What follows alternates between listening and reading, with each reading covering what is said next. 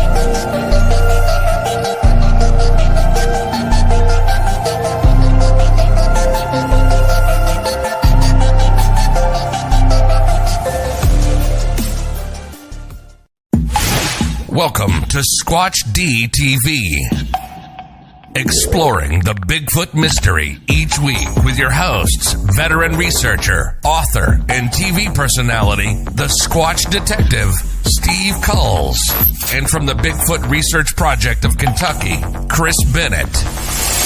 Sit back and buckle up as we bring you guests from around North America discussing the Bigfoot phenomena, but not without a few laughs, too. Here are your hosts, Steve and Chris.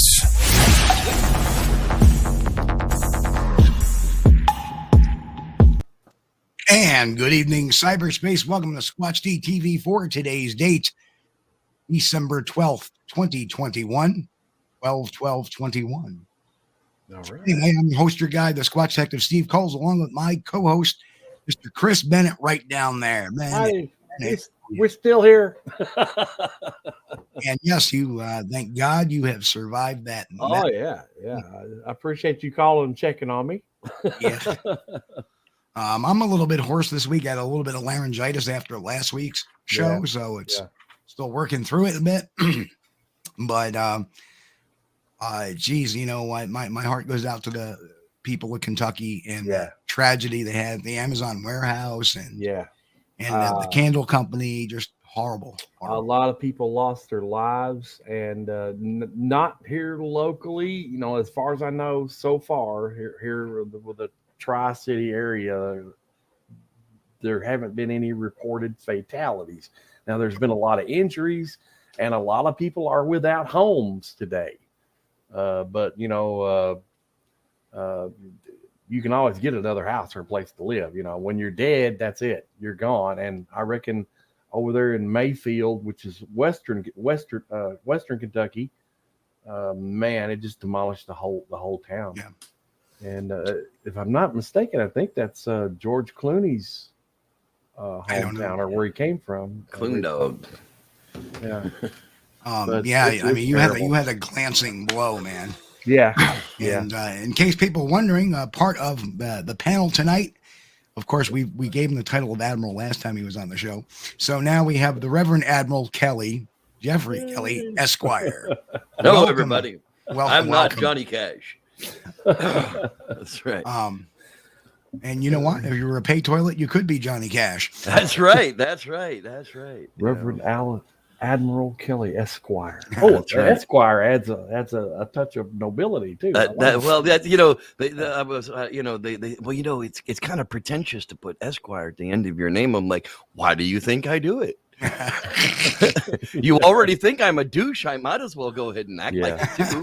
Yeah. So, Yes, the Reverend Admiral.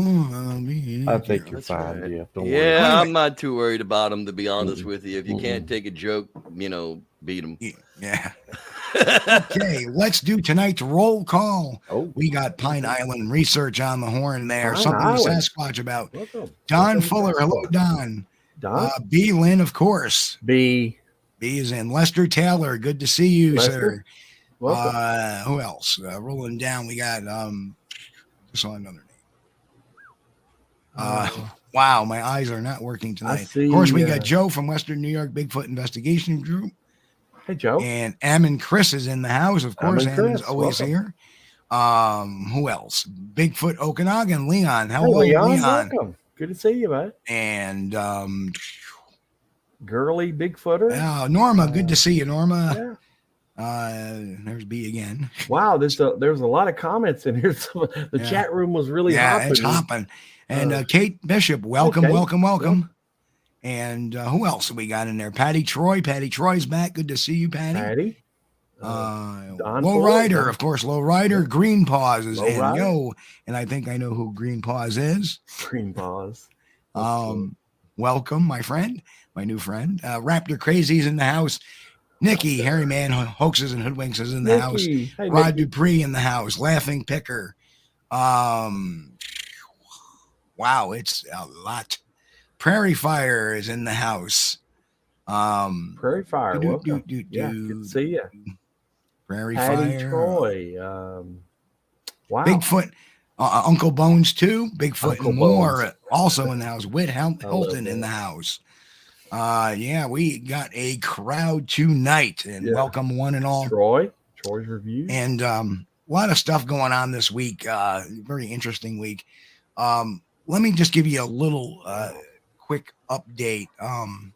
That I'm going to actually pop my messaging program up.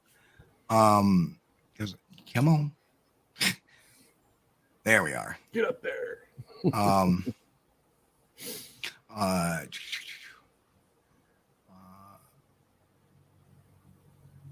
Let's see. I got a message from Alan. If we remember our last week's show with Alan, and so many people were,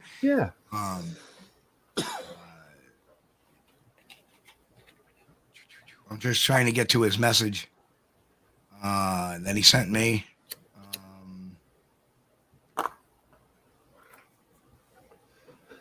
So he sent me a message. Where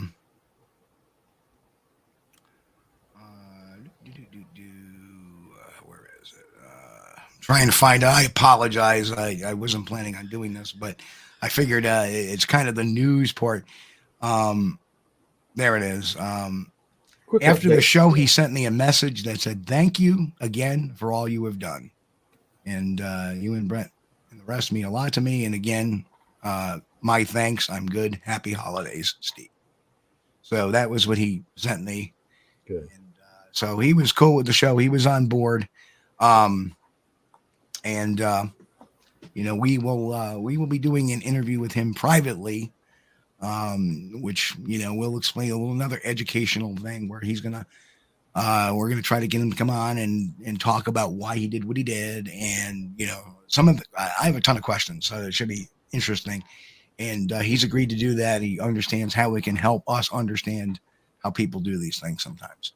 So all good. And, I look forward to speaking with him again. So that's that for that. Another thing is our good friend Billy Green finally came out. I mean, we haven't seen him in a good couple of years. Yeah, it's been a while. And he was all happy and saying hi to everybody. And unfortunately, let's see if he posted this picture up here in like numerous Facebook groups. And clearly, and people got to understand, people were getting really mean to him. Bill is a kind of special needs kind of guy. He is in a wheelchair. He resides at, an adult care facility. So kind of some slack. He's always been a goodwill ambassador of the Bigfoot community. Yeah. He's never really said a foul word about anybody. Except maybe Rick Dyer. Yeah.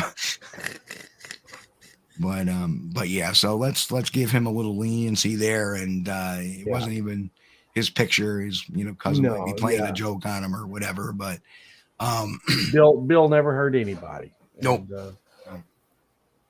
No. Hey, Aaron Mollenkampf just popped in. Hey, Aaron. Mollenkampf. Welcome. And good old Aaron, of course, I met him and his family up at the Whitehall Sasquatch Festival, which was awesome. Yeah. But we have so much to cover tonight. I don't know where to start. Well, I do know where to start. And where to start is I talked about the new rating system. Yeah. And yes, the gentlemen in the panel have seen this new rating system, and we wanted to share this with you, maybe shed some light on how to go in the future with, looking at video and picture photographic evidence by this new rating system. Check it out. Yes, this is the much needed new and improved Bigfoot video rating system. Pretty self-explanatory if you ask me. For example, the PG film gets 5 out of 5 porcupines. The Freeman film, not as good, gets 3 out of 5 porcupines. Ooh, and then there's the Memorial Day footage, only 2.5 out of 5 porcupines. But let us go to this technical rule that if you rare case, happen to actually video a porcupine, you will get 5 out of 5 porcupines because it really is a porcupine. And there you have the new rating system, porcupines. Perfect. Exactly. Porcupines in a tree. That's right. Yes. That reminds me of an old country song, Antlers in the Tree by Who Goose the Moose. Who Goose the Moose. Only you would know an artist by the name of Who Goose the Moose. It was 20 Yards from the Outhouse by Willie Make It. That is awesome. Brown Spots on the Wall by Who Flung Poo. Oh, jeez. Now you're just making those up. Airplane in the River by We Too Low. Oh, we love those moose tracks. We do. Oh, yeah. and the crowd seems to like this one too. Yeah. Yeah. That's the Bigfoot Sasquatch rating system has been missing something for a long time. That's right. Classification. Christopher Noel has been supporting hoaxers and hoaxing for a long, long time. I mean, isn't he Mr. Marble appearing in the middle of the air from Nefertiti at Sasquatch, Ontario? I'm pretty sure that's Christopher Noel. Then there's the woodpile. You remember the woodpile fleer from wherever ago? I mean, that was the only thing that was like halfway decent until you really watch it, and then it's like, well, damn, is that Sasquatch Stretch Armstrong? Jesus Christ, that woodpile's 30 feet long. His eyeballs are up here, but they're adjusting the wood way the hell down there. It's probably a family of raccoons moving across the damn wood, the stack of wood. But it's a Bigfoot. Norma came across with Yellow River by I.P. Daly. That's right. Or I.P. Freely, depending on which part of the country you're from. Yellow River by I.P. Freely. Right. So this all kinds of ties in what we were talking about tonight, because there seems to be a cabal of, and most of them, unfortunately, are Canadian. Sorry, Leon. Well, there seems to be like a cabal going on in with certain researchers, and one of them is Steve Isdahl in How to Hunt, but he recently put out this video. It's very, very shaky, very blurry, very distant, Not his. Not his, of course, claiming that this was taken by a game warden. So we'll just answer that one. So as you can see, this is kind of the far shot, very blurry as it is. Far shot out. The subject almost center screen. That little mass you see there is supposed to be the Bigfoot.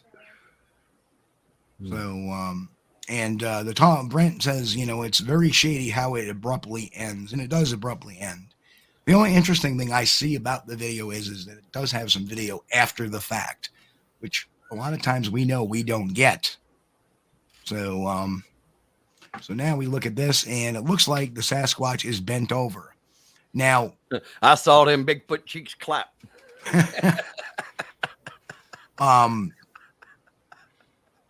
And Nora says that looks like the one finding a Bigfoot investigated. Maybe it may have come, but the story goes that this game warden took it. There's really no story behind it, or at least not any that Isdahl is putting out there, or Isdahl, or however you want to pronounce his name.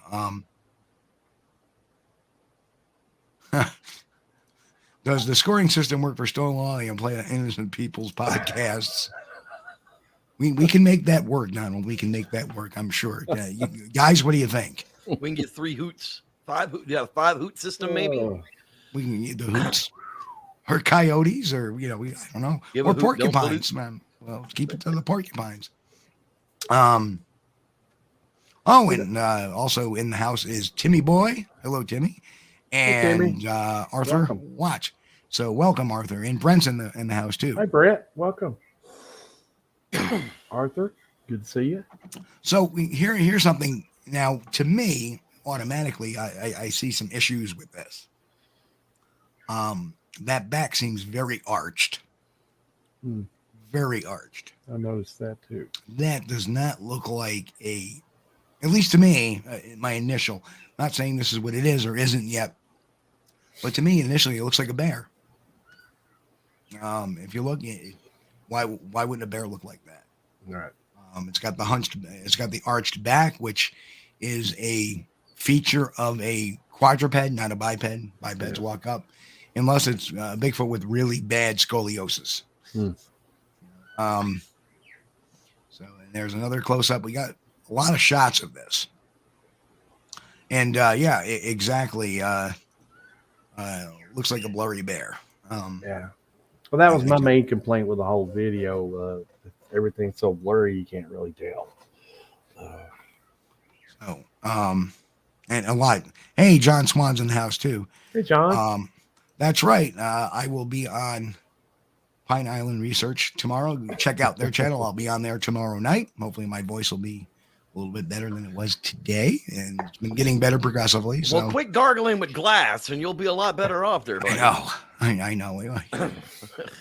I keep chewing on the crack pipes. God, that's terrible. So now we have, it looks like something raising up. If you look at its feet, I'm kind of concerned what's at the bottom there. What's going on there? And I think Jeff, you're on the right track. Let's hold that thought though. I think you're on the right track. And there now we're seeing more of an upright posture. Feet are wide apart. Looks like the arms are out the side, very, very wide. But again, it looks abnormally wide, like that hunch. You still see that. I'm still seeing them. I'm still seeing them Bigfoot cheeks clap, man. I mean, just needs a pole out in front of it, Now it starts to move, and this is where it begins to look a little off. Because as you can see on the left arm, you can clearly see the light between the left arm and the left leg. But you go over to the right and you don't see anything. Is it carrying something? I don't know. But it looks very rotund in the upper half and very slender in the bottom half compared to So that's another issue. I mean, is this Quasimodo? It's the Quasimodo of Bigfoot's got a hunchback. It looks like, go to Walmart, you'll see a lot of people that are shaking. His name Igor? Igor the Bigfoot? That's Igor. Yep. So we go to the next. Here's another frame. And again, what's it doing there? Is it crouched? I mean, it doesn't seem very far off the ground at this point in time. It looks like it's maybe kneeling or in a squatting position. It's not in very deep of water. Yep. And there's one bending. There's a picture of a bend. Now there, to me, and even the last picture, it's not very bear-like there to me. So I don't know. It's very. What gets me is that if you look, you can clearly see like a foot. The left foot is kind of off to the left a bit. Or is it shadowing? Because you also see you see darkness to the left of the foot and to the right of the foot. Yeah, I think there's a rock. I think there's actually a rock standing between us and him. Yeah. So it gives that illusion that that's the foot, but it's probably just a rock, as you said. And if we look at some of the other pictures, that seems to concur with that. With the breaking water coming off of it, yeah. Yeah, you see the rock there. So so that kind of explains that away. And that's how you analyze photos and videos and stuff like that. You have to take the stills, you got to break it down. Look on it at a bigger screen than your phone. Let's start there. You know, I have a 65-inch screen that's 4 feet away from me that I actually look at this stuff on. You know, when you blow this up on my 65-inch screen, it's like, oh God, it looks like a rubber suit in a freezer. It took you a minute. I rolled that joke grenade in the room. Pulled the pin and just rolled that sucker right in. I'm not. Oh, Lord, forgive me. But I saw a large woman at Walmart in the process of grossly exceeding the weight limit of an electric mobility cart that looked exactly like this creature. Same beard, too. Oh, and her Bigfoot cheeks were probably clapping then, too.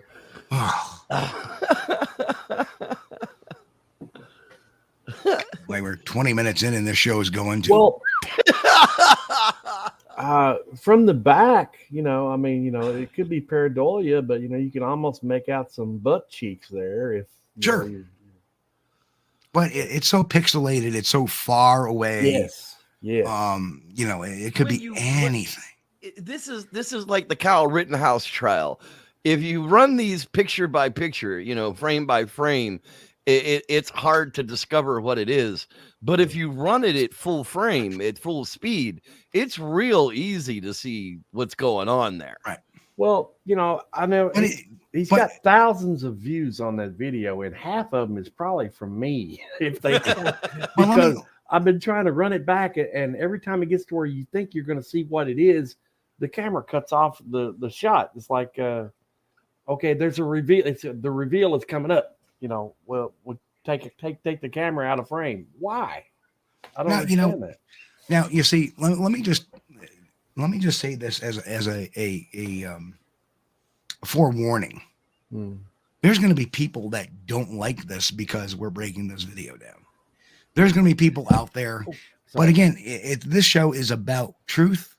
Yeah, it's about reality over fantasy. It's about science over science fiction. This is what it is. And I know there's a lot of people out there that like Steve Isdahl for quote unquote telling it like it is. Well, welcome to the person that really tells it like it is right here. Right. If there's something wrong in the Bigfoot community, we have the tough conversations, just like the trailer said. And this is going to be a tough conversation, I believe, especially I think by the time we're done with this show, there it won't be a tough conversation because there's enough evidence of this guy being a drama queen for attention through the other things that he's already done that we can point to and just say, this is just another example of Bigfoot find Bigfoot. Yeah. Facebook find Bigfoot. Yeah. Remember those guys? Everything's a Bigfoot. Jack Barnes, and, those guys that were involved with all that, everything's a Bigfoot.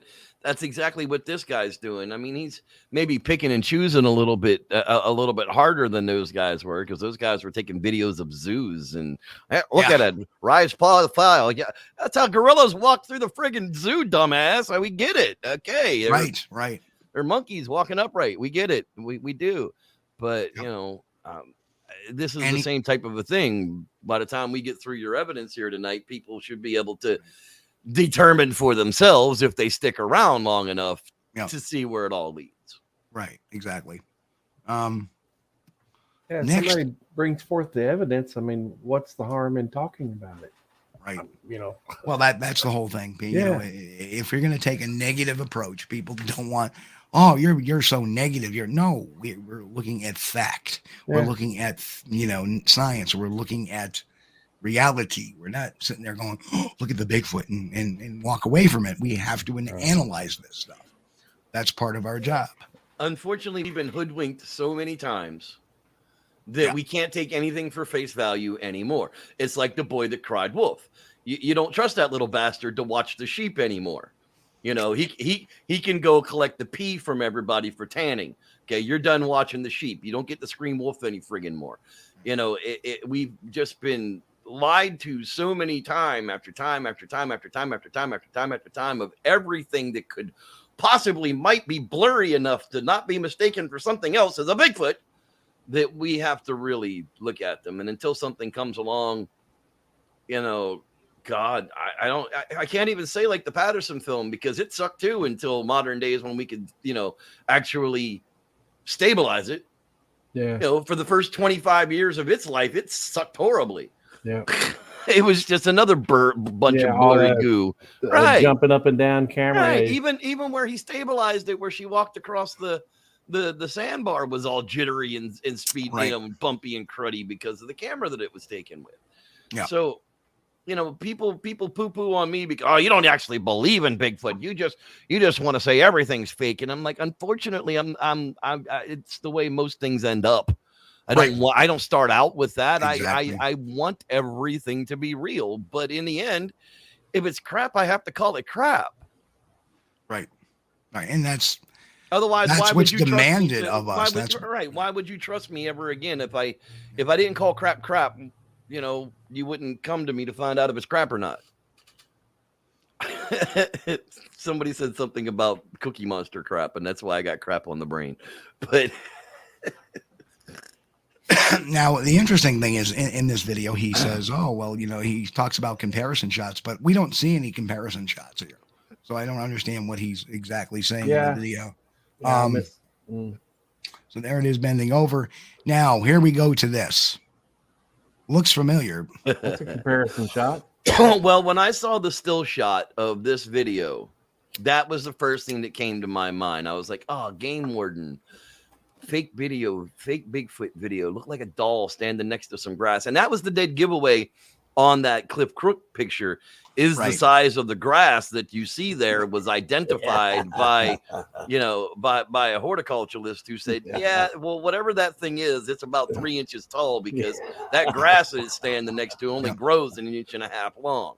So, and then we have coincidence. This picture came from a game warden in 1994. The Cliff, we know it as the Cliff Crook hoax. Anybody's not familiar with Cliff Crook, he was very prominent in the early 90s. Made some wild claims. He claimed he was a technical advisor to Harry and the Hendersons. Yet, if you look at the IMDb or you look at the credits on the movie, it's not there. And he's trying to say that Don Amici was portrayed after him, which is the furthest from anything. Right. So, Don Amici was supposed to be Patterson, right? And the other guy, the Hinden, he was supposed to be Frenchie Martin. Frenchie Martin, it was supposed to be the Hinden. And it's just the claim to all this crap is just it's the same thing. It's the same reason that they faked the Sierra Sounds. I don't know where you stand on the Sierra Sounds, but I've been of the opinion that the Sierra Sounds were contrived in a studio 100%. There's no way that they got those recordings live on a mountain. Didn't happen. Did they hear sounds while they were up on the mountain? Maybe they got something up there, but the sounds that they released on those recordings on the original records were made in a studio house because the equipment that was available for them to take remotely was reel-to-reel equipment from the early, from the mid 70s that was so damn sensitive that if you put it on a donkey like they said they did, they brought everything in on a donkey train, it would have been destroyed by the time and completely unusable by the time they got there. Let alone they ran on D-sized batteries for about 40 minutes before you had to change out the batteries. So how many donkeys full of batteries did you carry up there? But, my only concern about that was, was Alan Berry.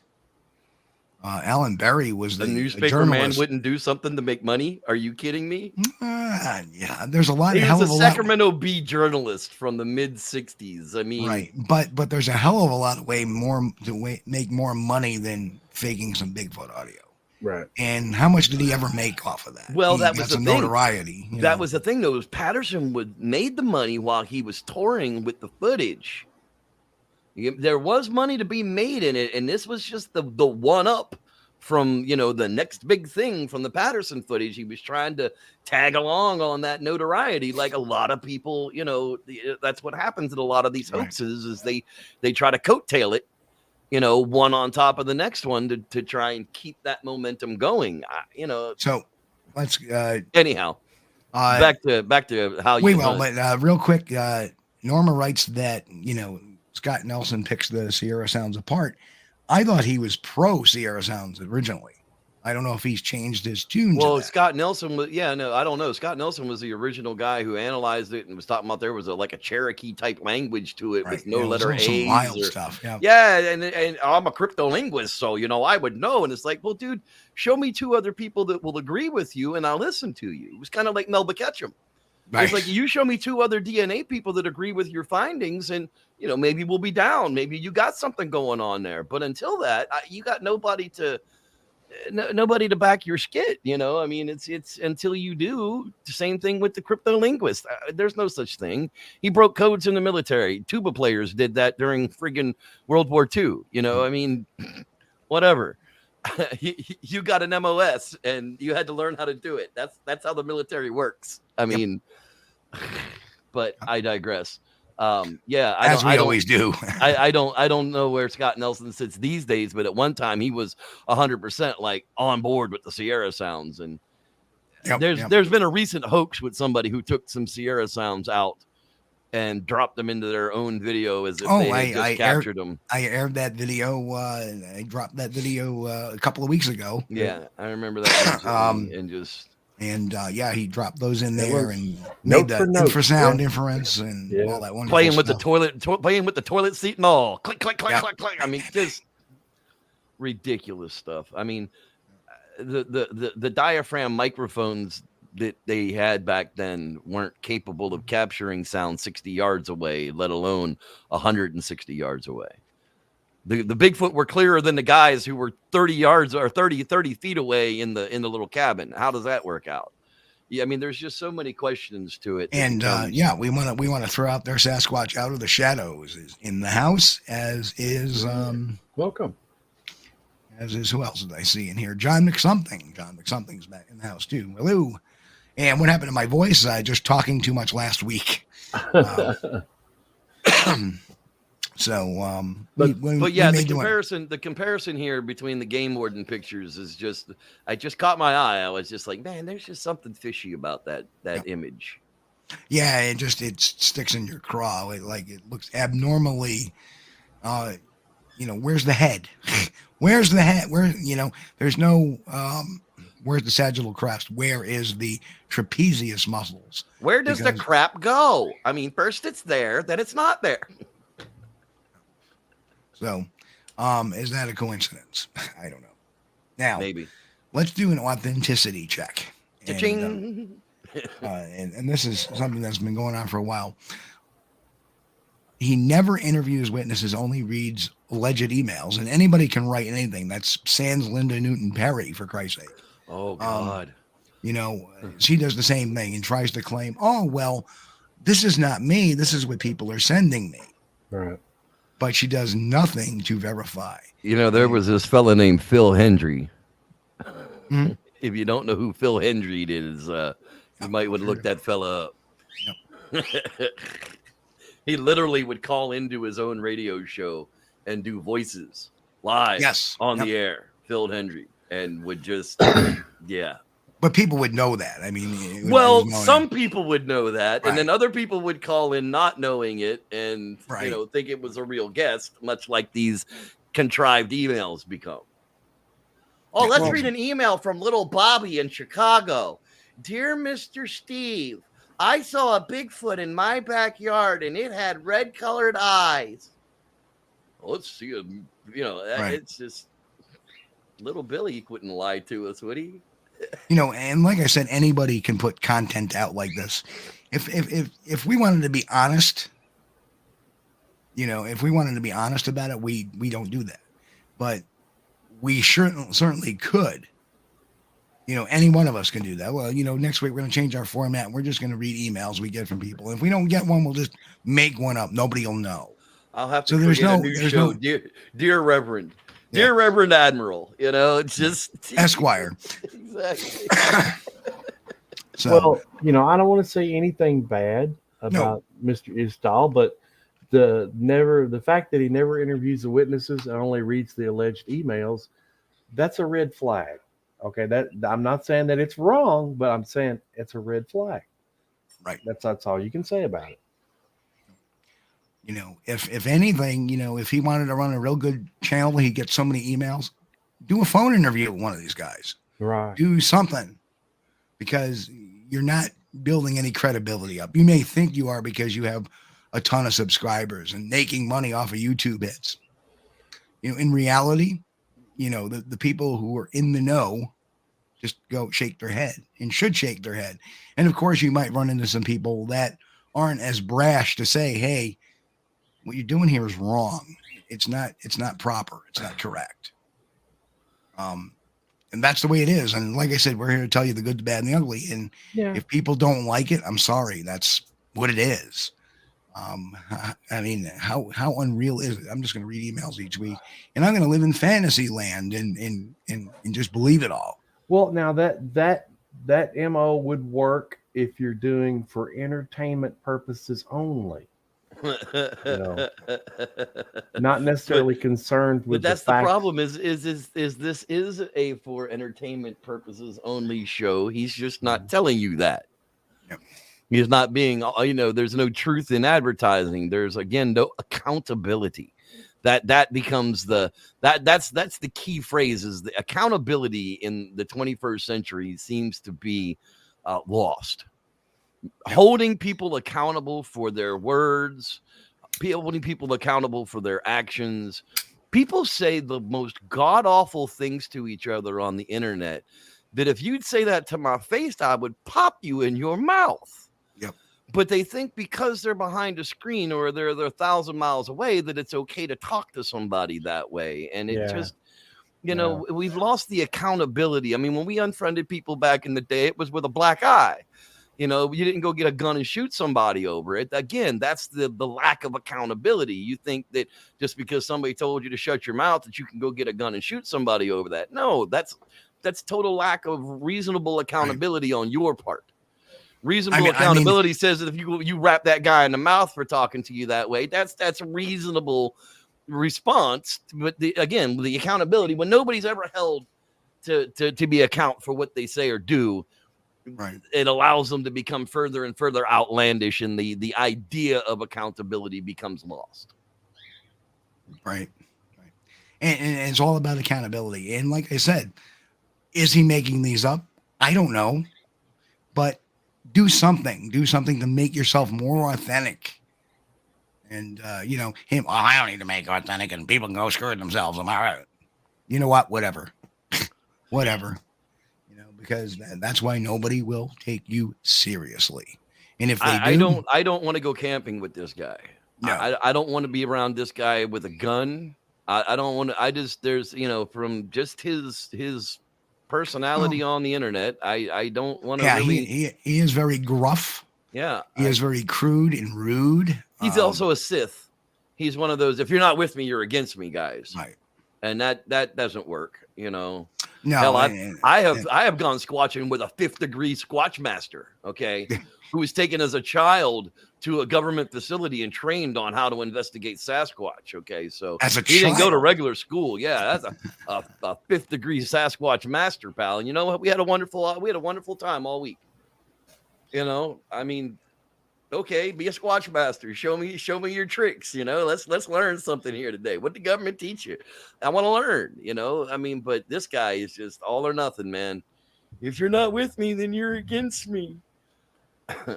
Well, you know, there's nothing wrong with entertainment, you know, but you shouldn't play. If that's the case, then you shouldn't try to play it off. I don't know if this question is for us, but they aren't worth your time to shun the topic. Why speak of them at all? Because now listen, it may sound disheartening. It's not. Shouldn't be disheartening at all. There's a community that does base their stuff on science, reality, and not science fiction, in truth and integrity.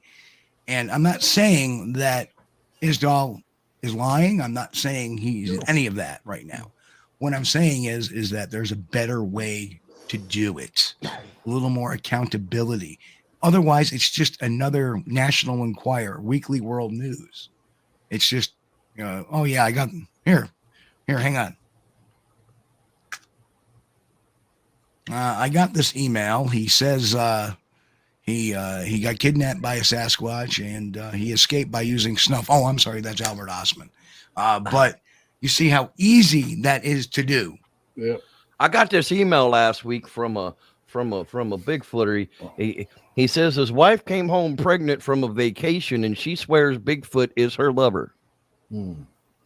I mean, you know, that's entertainment. When I did Bigfoot campfire stories, okay, Bigfoot campfire stories were all based upon actual reported encounters, based upon actual Bigfoot encounters with embellishments. They were stories. They were made for entertainment. I told you that up front, that they have a base in encounters, but are fictional. I mean, it's what Pac West Bigfoot does. Right. And he even disclaims, hey, this is. He didn't used to, though. Pac West Bigfoot didn't used to do that. He used to act like it was all, believe me. But I'll give him credit for now coming out and saying, hey, these are embellished. Right. I mean, I'll give him credit for correcting that move. Right. I mean, and as long as you're transparent and you're holding yourself accountable for what you're putting into the community, then you can, well, I can't believe this story. You're so full of crap. I'm like, well, what part of these stories are not true?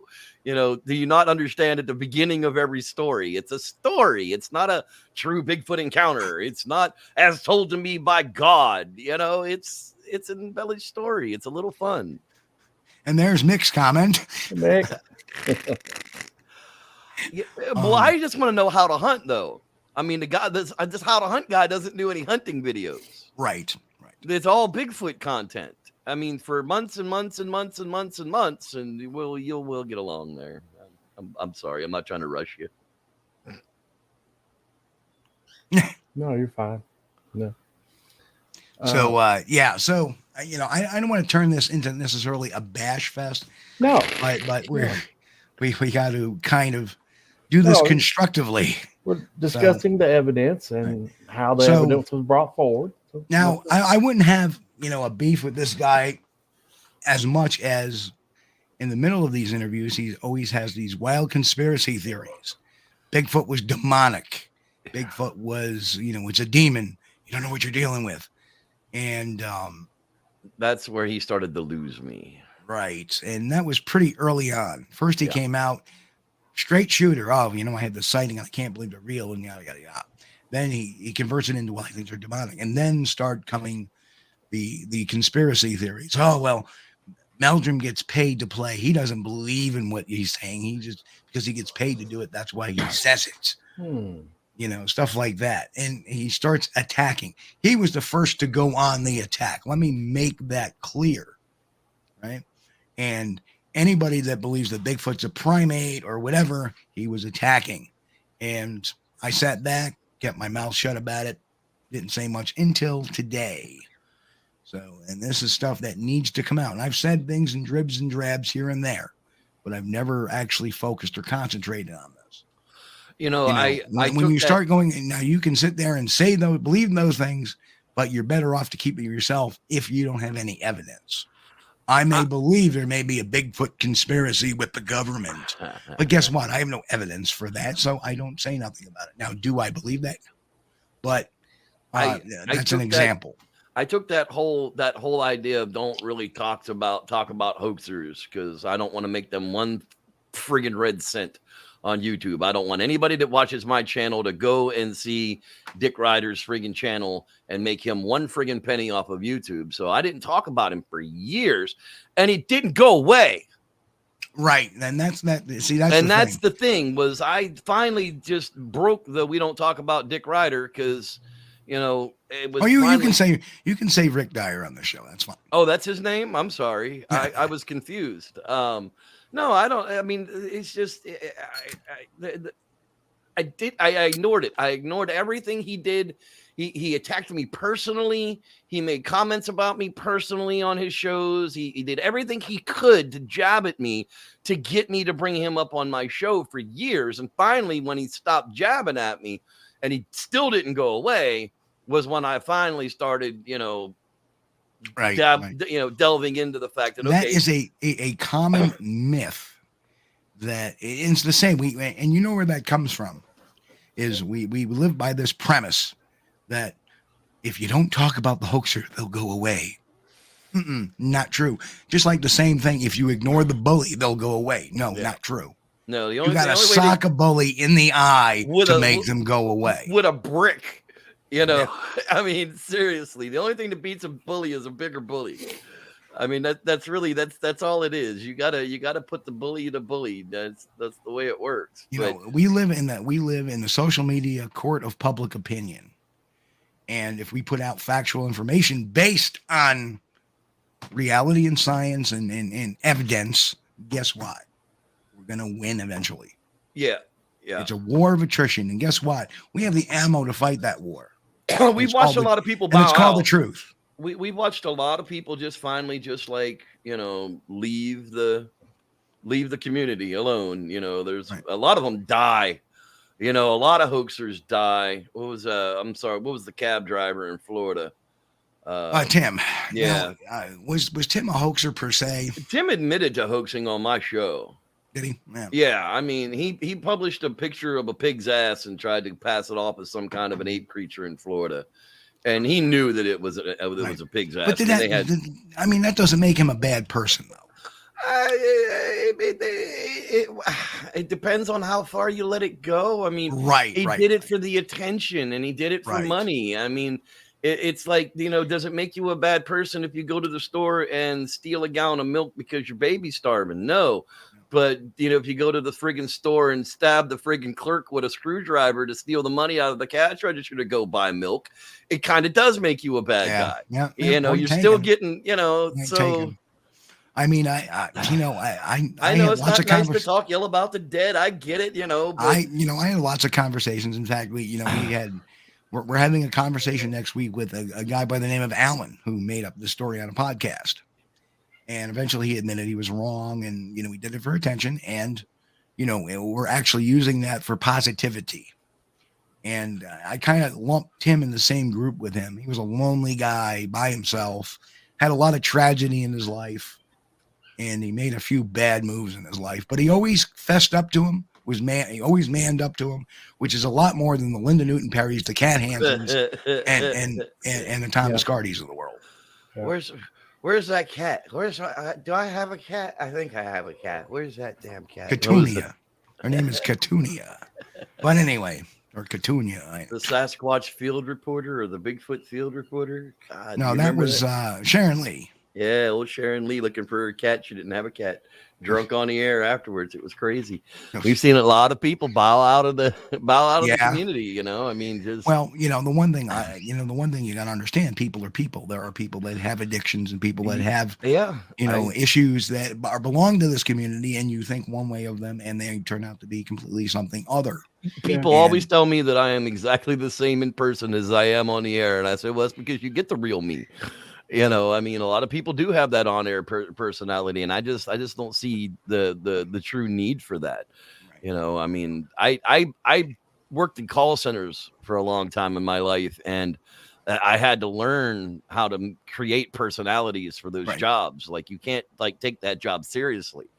Like, you can't sit down at a tech center and like take calls from people to tell you that their friggin' coffee cup holder won't come out of the friggin' computer anymore, and not treat them like a moron.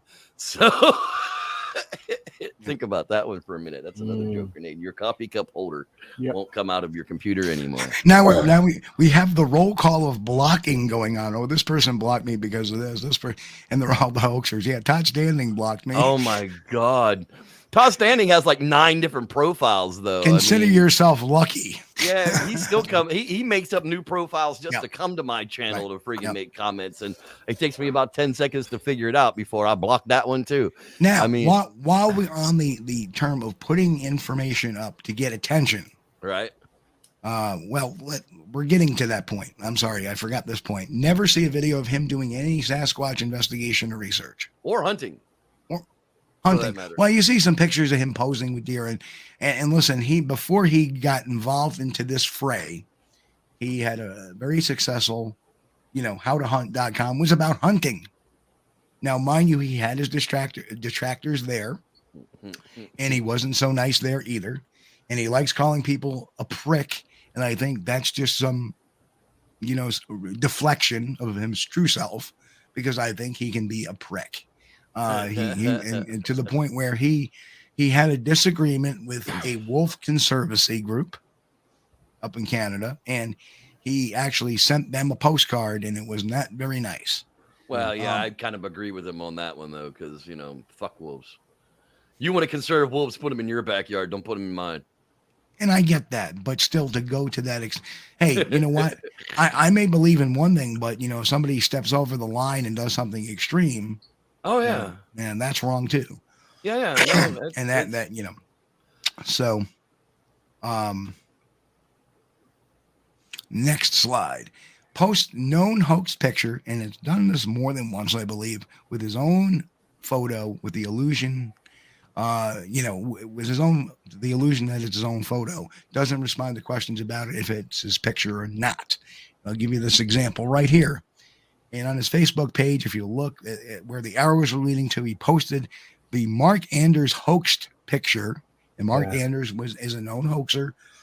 He did it for kicks for a long time. I really want to see that suit, though. Yeah. Like, I want to see a real good up close picture of that suit. Right. Somebody spent a lot of money making that thing. And obviously, this is his alleged, photo print in the snow. Yeah. And it's in the back of his book. But he posted a picture next to it with the comment,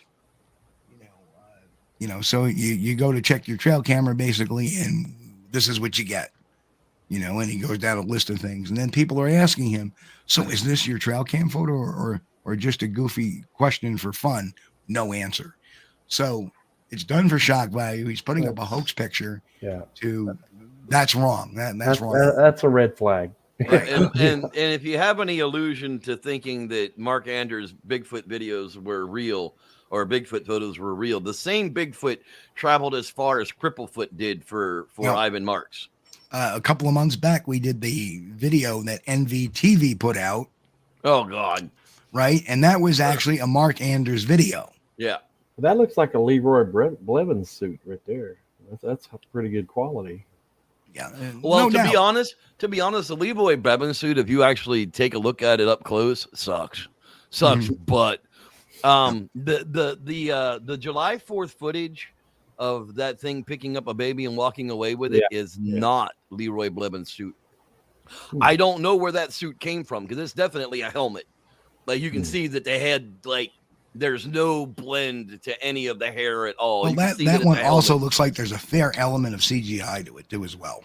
Probably, but it's the one thing that you always miss with CGI, and we did a video a few months ago on the pastor who had the Bigfoot running, and we showed where it was missing Yeah, somebody missing, tried to take missing me to frames. blame that I was debunked by that show, and they're like, "Not the Rev. That's a pastor. There's a difference." Yeah, exactly. And this pastor from Texas shot this video, and we did a show a few months ago on that, and you could see the missing frames, and that's why it kind of skips.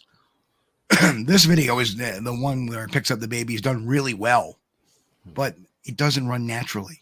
No, you don't see any ungulation in the movement. And no matter what creature you are, no matter how smooth or gliding you are, you're going to have some sort of ungulation as you have, motivation, your body is going to motion.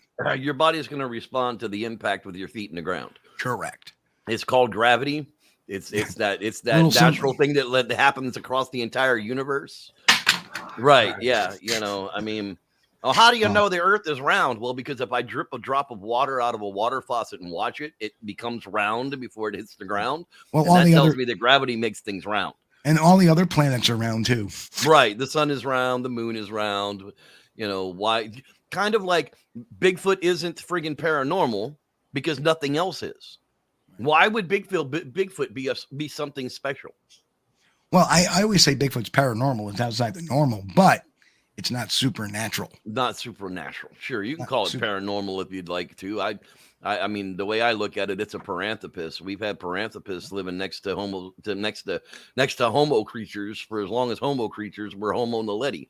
Back when we were 3 foot tall monkey people with torches throwing our dead bodies down a friggin' tube.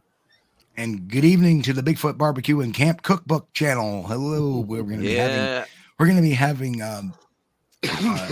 him on December 26th. So, well, I am learning to cook camp stuff. So I'm making up my own recipes for camp cooking. So if you want to, very true, OT Steve. Many of these scripted videos are super short. I use FFmpeg to extract frame by frame. I've used that program myself. Sometimes really odd or obvious BS is present when going on frame by frame. Yes, it's exactly how we got that video with the pastor, not the reverend, doing that. So was like, wait a minute, that frame is missing. What why is there nothing in this frame? Right. It's because the editor they were using forgot a frame. Whoopsie. And if you don't have a good, powerful computer with RAM, that can happen. So yeah, I learned that the hard way. I went from my old laptop with like 4 gigs of RAM to a new desktop with 16, and went, why did I wait? I mean, computers are so cheap anymore. You can buy a recertified computer on Amazon for like $300 with a monitor. Yeah. An i7 processor with like 8 gigs of RAM with a monitor for like $300 delivered to your house. I mean, it's ridiculous. This is kind of neat. I'll show everybody this. I have a field laptop now, and you may see some of these in. Looks like a briefcase. Yeah. Oh yeah. The anti-shockers. Yeah. It's military grade. You can drop it. It won't. It's a tough book. You'll see them in a lot of law enforcement vehicles. And I usually go with a $40 tablet because when it breaks, I don't care. I just go buy another $40 tablet. The amazing thing for what you can get really cheap. It's got a touch screen and everything on it, and it's got an ultra bright display. You can see it in the daytime, no problem. And it's been all upgraded. It's got Windows 10. It's got an SSD drive. It's got extra RAM in it. And for the price I pay to that, it's you turn it on, it's super fast. So great piece of equipment. Now I have a computer that I don't have to worry about getting wet or dust or anything of that in it. You can use a good field computer. In Western New York, I'll be glad to come on, man. Just catch a hold of me on Facebook. I'll be glad to. I'm on anybody's show. I'm not unreachable. I wish people would understand that. I am very approachable for anything. And Jeff, just by the way, that is Joe. Joe's a good friend of mine. He's on my team as well. Cool. So good guy. Love to hang out with you sometime and do a show on whatever you'd want. Oh, wait, somebody mentioned the RMSO. I can't even start with that. We that's another day. That's another show. Yeah, I can't even start with that. No, that's. So, as Richard Allen would tell you, Kelly Shaw once visited a Bigfoot hoax site and found Bigfoot evidence. But, That's just an homage to Richard Allen for him. Oh, you mean the drone one? Yeah. Yeah. Yeah. So they made the follow-up video. Bigfoot, what? yeah. And that's the and that's another thing too is that like if I got a story of that video, I'm just going to put it out there. Again, that's a responsibility. If you consider yourself a researcher or whatever, irresponsibility. You need to analyze it. You need to break it down. You need to have something. And in the video of this, I'm new to this and yada yada yada. Well, why don't you ask somebody? Because if there's something I don't know how to do, or something I need clarification on, I go outside. I've gotten tracks before. I ask, Jeff Meldrum, what do you think? Ask Kathy Strain, what do you think? Ask the people in the know. Bruce Maccabee, is this close to the can? Is this something on the ground? Is this something off the ground? That is, how you, number one, you make the right calls, and two, build up your credibility. Plain and simple. Not by posting a hoax picture up next to a track find that you have and saying, hey, when you're walking around and find this on your trail cam, what do you do? Well, first you find the track, and then you put a camera up to see what's leaving those tracks. That's how tracking works. And everybody wants to just hang the game trail there's got to be Bigfoot on that game trail, so I'm just going to hang this camera here. And 6 years into it, they're all disappointed that they've never caught Bigfoot on their trail cam. It's like, yeah, but did you ever find Bigfoot tracks on that trail? Right. No? Well, then, chances are Bigfoot don't go down that trail. So congratulations. You know which trail they're not using. You've learned something. and now, and this goes back, he's now backing at least one hoaxer. But we'll get into that in a second. He has a history of fake news. The first conspiracy theory I really consider was the paid to play type of mentality, where he mentions people that believe Bigfoot's flesh and blood don't really believe that. They have no evidence. They just go make these tours to make money. Because they're getting rich off of it, buddy. Yeah. You can plan on that. Cliff Barackman's so friggin' rich that, Yeah, we're all just rolling with, Lamborghinis and that's it. Yeah, $50K an episode. That's what I'm getting on YouTube. Didn't you know that? Yeah. So let's face it. Nobody's getting rich per se off this. Some people are making a decent living. No denying that. Somebody needs to boot somebody in the chat room there. Like, oh, here we go again. Fucking trolls. I just figured you'd want to take care of that, Yeah.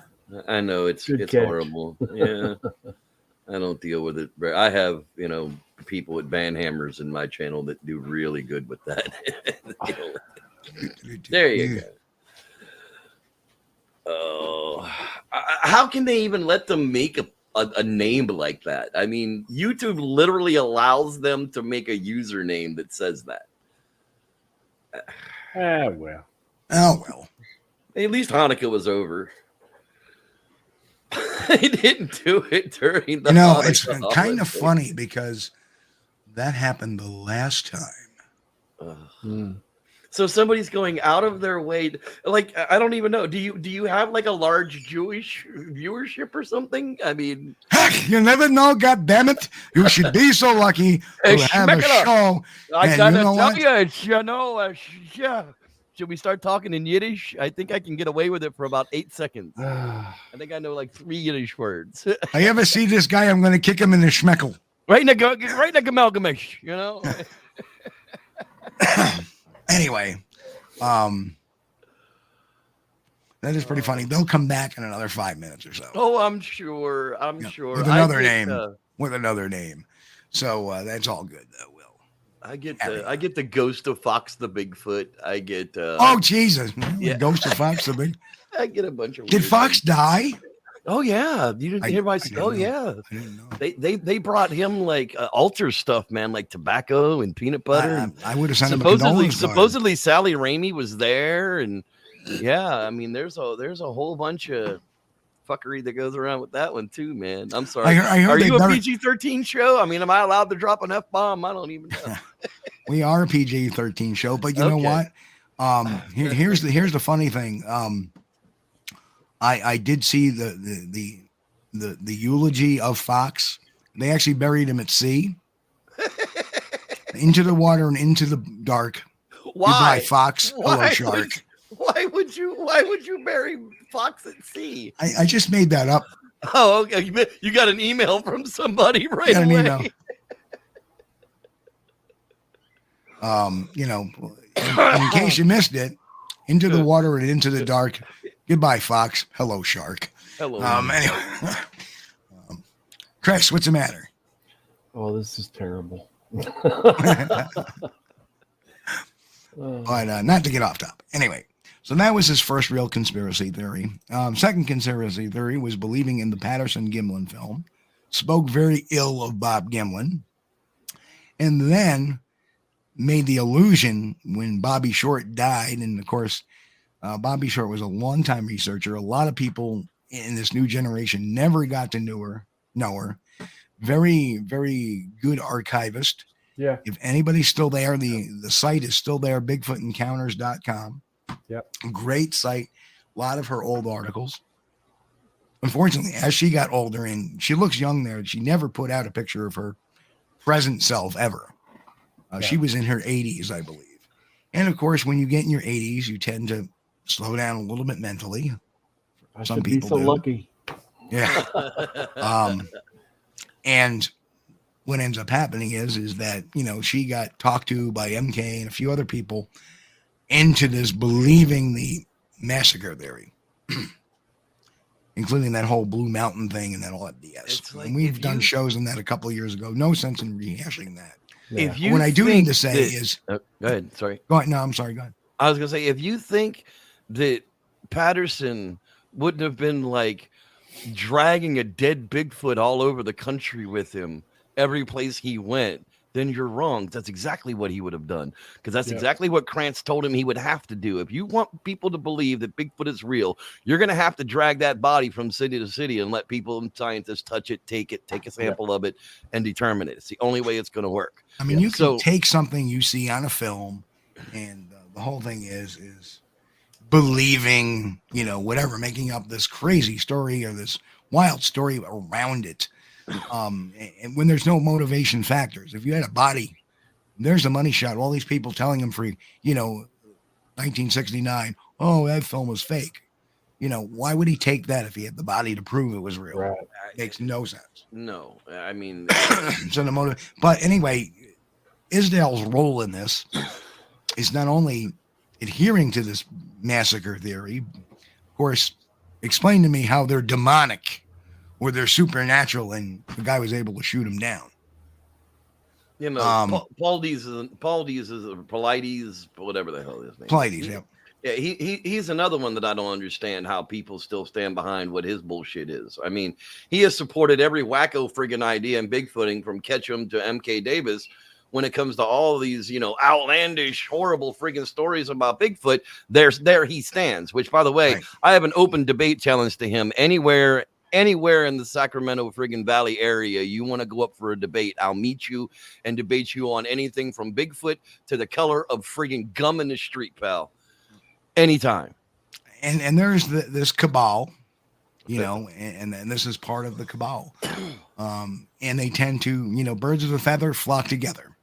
That's all I can say. But for Isdahl after the death of Bobby Short, to allude that she was assassinated or murdered. By who? Exactly. What would anybody care? What would you She's gain? An 80-year-old Bigfoot researcher. Oh, big high conspiracy, like high target.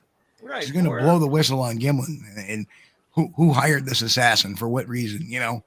It's like this great government conspiracy. Although, from what I understand, Todd Standing's old friggin' assistant is on trial for trying to hire a friggin' hitman to kill somebody in Georgia. So apparently this shit does go on. There was that astronaut woman that was. Well, no. She ended up taking a shot we did a story on her. Oh, yeah, that's right. She ended up taking a shot at her boyfriend. That's right. And my guess is her boyfriend was pretty pissed. She hung out the weekend with Todd, knowing his background. But this is the thing. I guess we better be careful because people put on a diaper and drive across the country, and do stupid stuff. Yeah. Oh, yeah. Well, and finally, when Richter came out, and I know you're not a big fan of Richter, but put that aside for now. But Richter really did a series of videos on Steve Isdahl, and his response was, and I'm going to tell you right now, his response is, I'm a government agent, or whatever. I'm not a government agent. I am a Bigfoot believer. I have seen the creature twice. Well, not the same creature twice, two different ones, an adult and a juvenile. I do believe it exists. I do believe it's flesh and blood. So put that aside, and I do want the truth to get out there, and I've always pressed to do that. So don't tell me don't tell me that I'm part of any conspiracy, because I'm not. Yeah, I am. I get blamed for being a different disinformation source now, too. I'm like, well, I need my white privilege check then, or my government disinformation check, because I haven't gotten one in the mail in a long time. They owe me a bunch of back pay if the government's paying me to tell y'all that Bigfoot doesn't exist, because I don't get paid. I'm not a government agent. There's nothing disinformation about it. There's very little out there that you can point to and go, see, that I can believe it. Right. There's a lot more audio than there is video. Yeah, I agree. And there's a lot more footprints than there is audio. And of course now he's dragging in, a believer of Sasquatch, Ontario, and Jeff Pat and Mike Patterson up in Sasquatch, Ontario. Nefertiti. I am not real. So that has been debunked for years, when his partner and him split for a while. Now they're back together. YouTube money is YouTube money, I suppose. But and now who's next? He's got one Canadian hoaxer. How about Todd and the Muppets?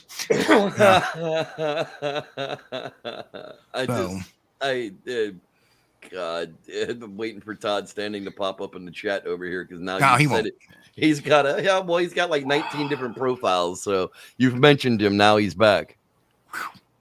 But anyway, just unreal. Well, on a positive note about Canadians, we do have Bigfoot Okanagan. And we have Cameron Young, who will be on the show momentarily. Yes. Shining lights of truth and the Bigfoot way. So I say, you be the judge. Is he giving you authentic stuff? Well, I'm ask MJ yourself, Davis. You make up your own mind. You do that very well. but what I'm getting at is, you be the judge. Is he coming out with authentic stuff? Is he authentic of a person? You've seen some of the stuff that we've laid out here tonight. You guys be the judge. I had a conversation. And we are now joined by Cameron Young. Hello, Cameron. Hello, how are you guys? Coming to us live from the closet in his new apartment. No, this is still the old one. Oh, okay. Yeah, sorry I'm late. Work was crazy, and it's and I was watching the rest of the Grey Cup, and that's Canada's Super Bowl. And is that soccer or football, American football? And wait, okay, so just so you know, and everybody knows, we've been picking on the Canadian whole night. And we brought a Canadian on just to say, hey, we have nothing against Canada. We love Canada. America loves Canada. It's America's hat. Although lately Canada may feel that there's some crackheads living in the basement. So so sorry I'm late, but I thought I'd jump on anyway and see if you guys pretty much discuss that footage that's been going around that Jeff made a great catch on, and he called. That was a great call, Jeff. I never would have thought of that until I saw it the second time when you messaged me. Well, I mean, the whole, just the aspect of it, it just looked like that old friggin' Game Warden footage or pictures from the 90s. It just, and I kept searching friggin' Google. I was talking to Steve earlier before the show. I remember a day when you could do a Google image search and you could find what you were looking for Bigfoot images. Now you can be specific, like with a day and a date, and you'll still get 19,000 things that come up before what you're actually looking for. Right. Yeah. No. Unless you're looking for Bushy Kid. If you just search for Bushy Kid, it just pops right up. We love the Bushy Kids. I think Bushy Kid is fantastic. I mean, the Mexican Bigfoot with the sombrero was probably his greatest work. The Squatch Snatch. The Squatch Snatch is pretty good. Squatch Snatch. No, the best one I thought was they have this ominous, creepy music, and you see this Bigfoot creeping around, and you hear din-din-din, din-din-din, din-din. And all of a sudden the Bigfoot pops up, holds up a sign. Jeffrey Epstein didn't kill himself. No, but that Maxine lady's about to. She's about to commit suicide. Just, she's ratting on way too many people. Yes, it does. Green paws, and I think Cameron will agree with you. Poutine rocks. I don't even know what poutine is. Poutine is French fries, gravy, and cheese curds. Well, you had me till you said curd. Yeah, cheese curds. Yeah, it's I'm like not a little exactly cheese ball. Sure what a curd is. It's like a little cheese ball. That's all. Yeah, I don't believe you. Tastes like cheese. Yeah, people say the cottage cheese tastes like cheese too, but it's neither cottage nor cheese. No. now, like I got to jump in, like a true Vermonter.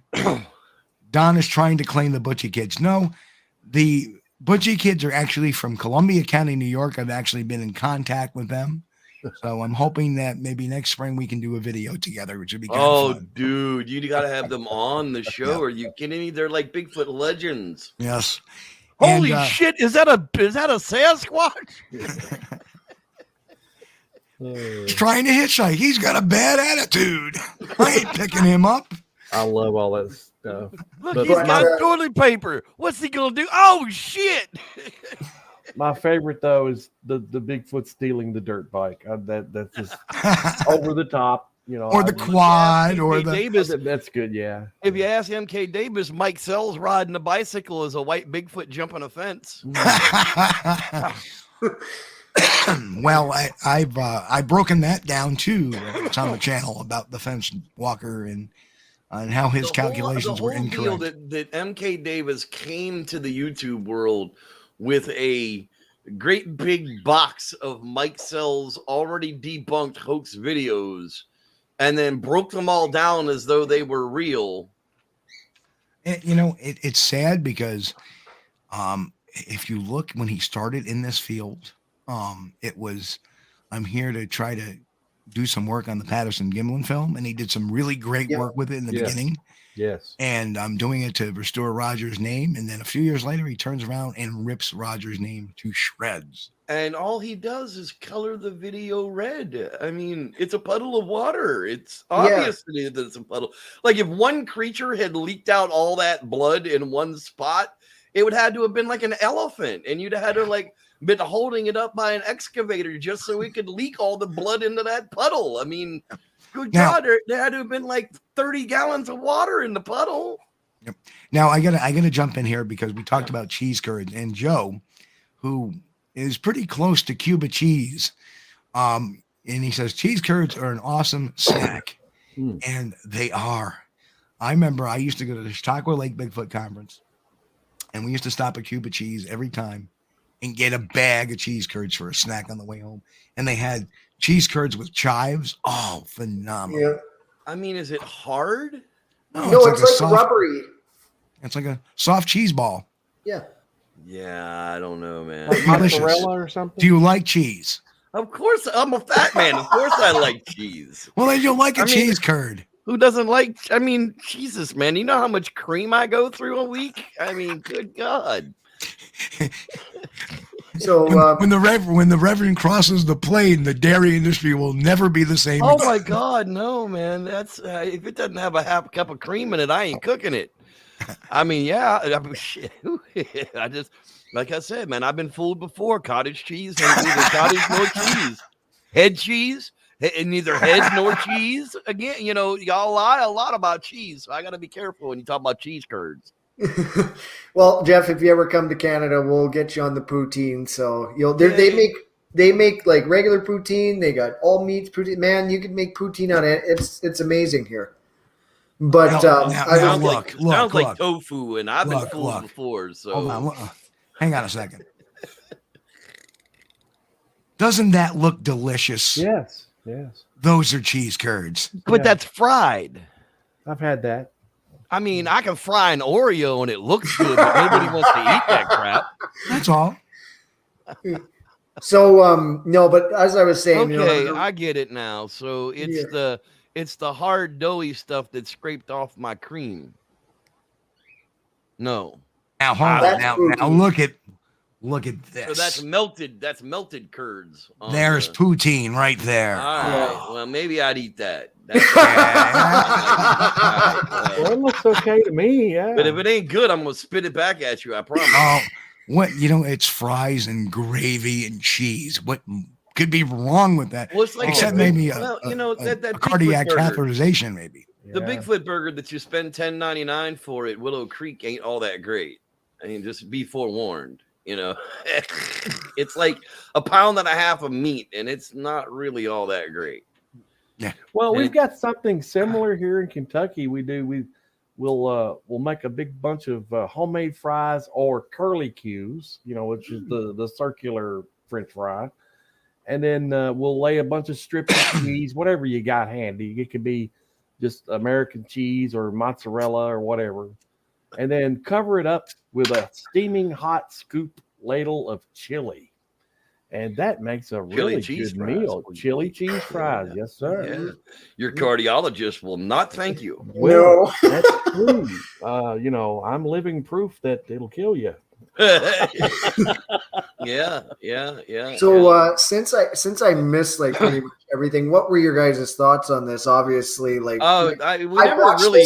I watched this guy's YouTube channel, and right from the way beginning, I had a bit of a red flag feeling.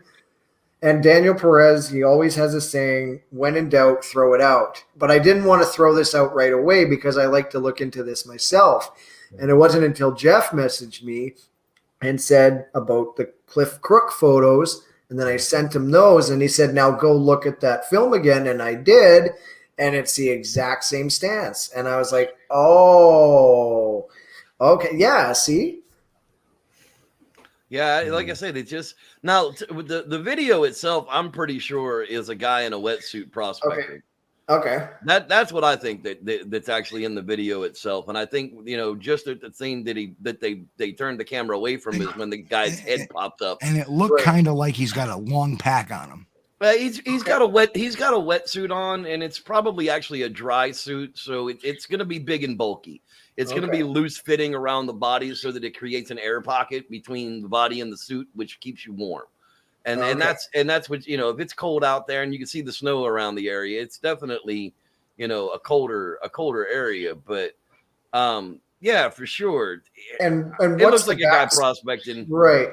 And what's the backstory on this guy here? Like, I don't know his name. I guess that's his name there now that I've seen it. Like, it's just, I don't like, is this guy a legit researcher? Like, I'm getting a lot of government conspiracy vibes with this. Well, yeah.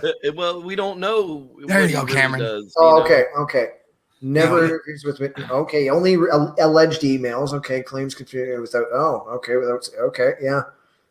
Well, I gotta say, the video, the guys who made the video sound very young to me. Mm-hmm. To be a game warden, right? But they could have given that footage to a game warden, I suppose. But the guys who actually made the video sound like a couple of kids on a hike. Okay, yeah, it did seem like young people to me too when I saw it. And because I mean, I don't know if this guy is like. I just started. I found I saw him on YouTube, and I started. But then I'm like, how is he getting his emails? And if I'm correct, I don't see like a way to contact him on his YouTube channel. So how is he getting these emails? Well, he's got a Facebook page. Well, did Dear Peggy actually get letters from the community, or did she make those all up too? Who knows? You remember, or was it Dear Peggy? Dear Abby.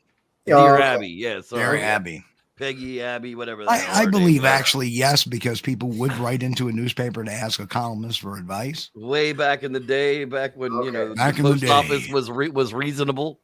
Yeah. See, there's an out, and this is the Linda Newton Perry out. Well, I can't tell if these are real. I only get these in my email, and I just want you to make your own decisions, of course. Yeah.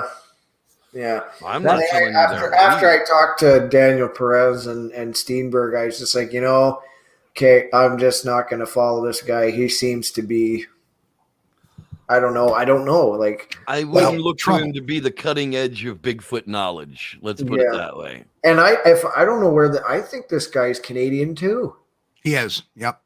And you can tell in his latest video, you can actually hear the accent a little bit. You can hear like I said, given the option to subscribe to this guy's channel or Butchie Kid, I'm subscribing to Butchie Kid. Get more truth. Yeah. The Bigfoot hunters, And that's why I don't do a YouTube channel on this. My friends, in fact, why don't you do? Because I'm like, there's already good content on YouTube. I said, go watch Jeff Kelly. Go watch Steve Kulls. Like, how much Bigfoot content do you really need a week?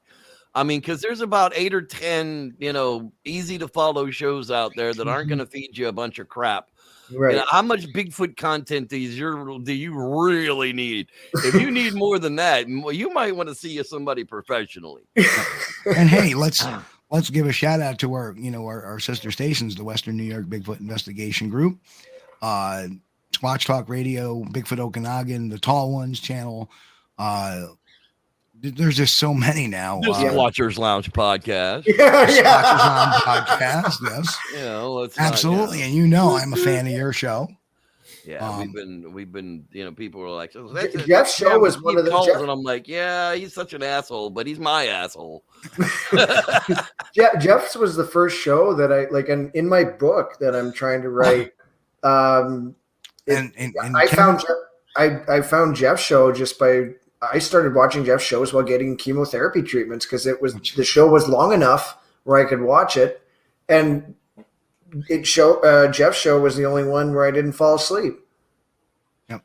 So, Nikki's show too is a good one. Harry Man Hoaxes and Harry Man Hoaxes. Yes. That was fun tonight. We really kind of got into the whole Stacey Brown Jr. FLIR footage stuff. And what I'm doing is on my channel, I'm also putting links to as many of those channels as I can find. Mm-hmm. So spread the love. I guess we kind of just chalked this up to another unfortunate fake footage. Unfortunately, like Lemony Snickets.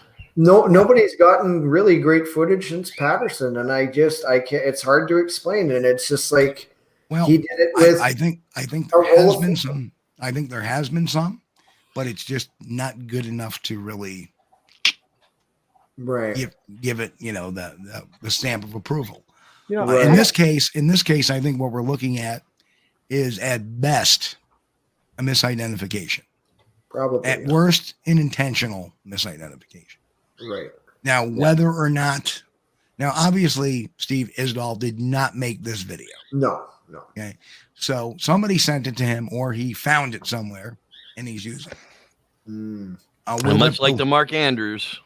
We'll let the web sleuths figure that out over the next coming weeks. The kindest thing you could say about this video is it's too blurry and too far away to be any value of anything. I mean, you can't tell what it is. I mean, it could be Amelia Earhart. We don't know. We can't tell. Right. I don't think it's Amelia Earhart. Number one, she's kind of old, and number two, you would see a plane nearby. It could have been over in the woods. Yeah. And quite frankly, I mean, I don't know if any of us, I never have been in a situation where I've had Sasquatch in my sights and able to pull a cat. I mean, I think it happened so fast.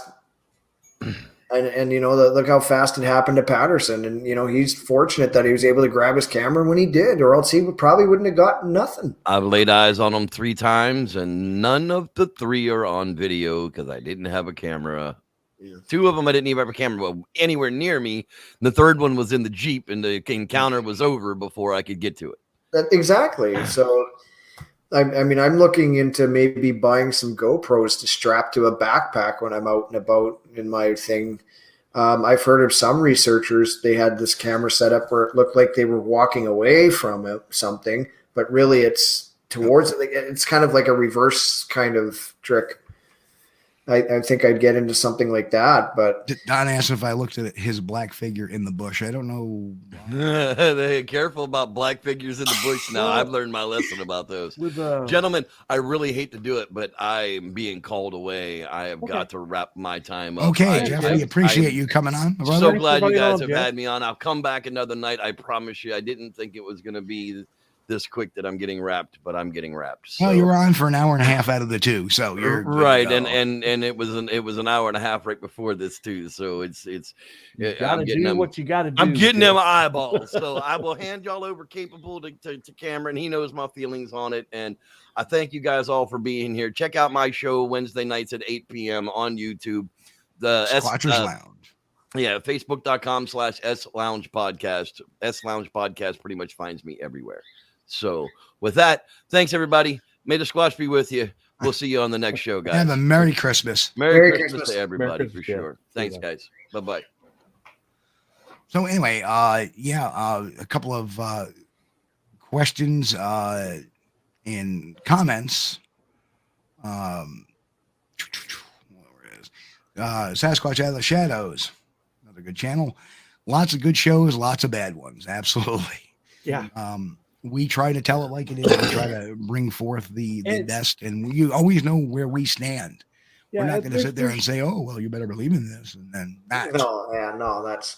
There's nothing wrong with a channel that is for entertainment purposes only, But when you get into you're trying to play if something is real, and that gets away from entertainment and puts you more towards like. I don't want to say, you're a hoaxer, but you're trying to trick people. And that's not a good thing to do. No. So I guess I'll give you a little bit of background, what I've been busy with. I'm still in the middle of an investigation I've been working on since August. Unfortunately, that has been kind of a headache of its own. Kind of learned the hard way about how to maybe tell people some stuff. I was contacted by a gentleman who saw my poster that I posted out in where I do my field work, and which is in the Nordegg area, which is if you look on a map, it's southwest Alberta. And he happened to see a poster I put out there because when I go out there, I bring stuff and put them on bulletin boards at camping grounds and this and that. And this one I put at a First Nations reserve gas station, and it worked. And he contacted me in August and said, "Hey, this has been happening. I got tree breaks. My dad's seen one a long time ago, but I found these hairs on a tree break." And at the time, I couldn't get down there, and I knew Thomas Steenberg and an organization was down there doing their thing, and I couldn't get down there, so I told the gentleman, "Hey, I got this email. You guys may want to, I can't get down there. You guys are there right now. You guys might want to get in touch with this guy. This guy's got potential hairs." So they did that, but they kind of took over my investigation out from under me. And so I kind of learned, so I have no hairs. I don't have the hairs. I still have the pictures and every original message the guy contacted me with. I tried contacting the couple of gentlemen. I know who has the hairs. I'm probably never going to see them, so it's frustrating. Well, I think the bottom line is that the important thing is seeing the report, getting a copy of the report. Yeah. Oh, I interviewed the guy. I don't think the witness is the problem. I interviewed the guy by phone. He seems quite truthful. He's a First Nations person. He's a hunter. He's a woodsman. He lives on a reserve, and it's a very big reserve, the Bighorn Dam Reserve. And so I've been working on that. I've been on a couple other podcast shows. I was on one, I shared it on my page. It was called Mysteries and Monsters from the United Kingdom. So that was really cool to get my name all the way out in the UK.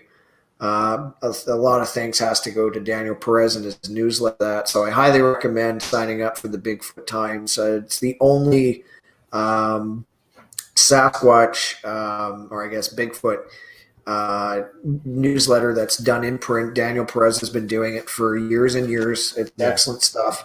That's the one.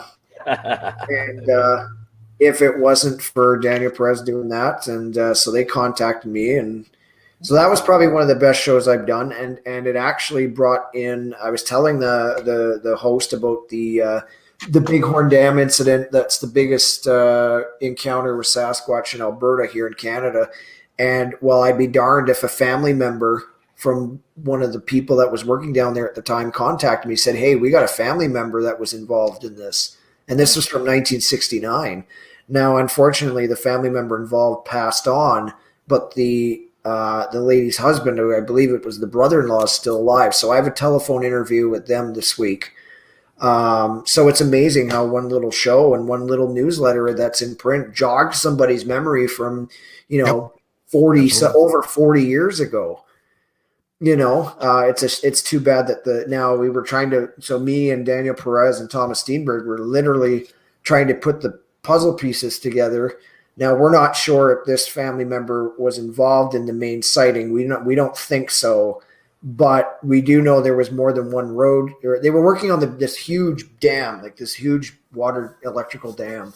Right. And obviously that was more than one crew, and apparently this family member saw one too. So we're trying to figure out, okay, if this is something separate from the original published. I'll get to that question in a second.